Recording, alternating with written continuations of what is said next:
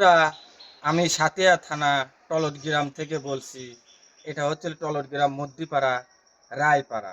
আমাদের এই রায়পাড়া এমন একটা জিনিস আছে যেটা আজও পর্যন্ত হয়তো মানুষজন কেউ দেখেনি। সেই দেখানোর জন্যই আজকে আমার এই ভিডিওটা বানানো। তো চলুন বন্ধুরা, আজকে আপনাদেরকে এমন একটা ভিডিও আমি দেখাবো যেটা দেখলে আপনারা নিজেরাও আশ্চর্য হয়ে যাবে যে একটা বট গাছের কতটুকু কতটা ক্ষমতা আছে এই বট গাছের ভিতরে। তো চলুন বন্ধুরা, আমরা সেই ভিডিওটা শুরু করি। এই দেখুন আমাদের রায়পাড়া অনেক অনেক যুগ ধরে এই মঠটা এইভাবে একইভাবে রয়ে গেছে। আর আমার মনে হচ্ছে এই বট গাছটা শুধুমাত্র এই মঠটা শুধুমাত্রই টিকে রাখছে এই বট গাছটা।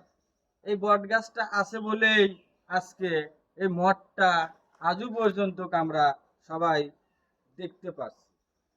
তো বন্ধুরা, আশা করি আপনাদের যদি আমার এই ভিডিওটা যদি ভালো লেগে থাকে তাহলে অবশ্যই এই ভিডিওটা সবাইকে দেখার সুযোগ করে দিবেন এবং সবাই শেয়ার করে দিবেন যে আমাদের রায়পাড়া কত সুন্দর একটা মঠ আজও পর্যন্ত এইভাবে বট গাছ ধরে রেখেছে। তো আশা করি বন্ধুরা, আমার ভিডিওটা যদি আপনাদেরকে ভালো লেগে থাকে তাহলে অবশ্যই একটা করে লাইক দিয়ে যাবেন।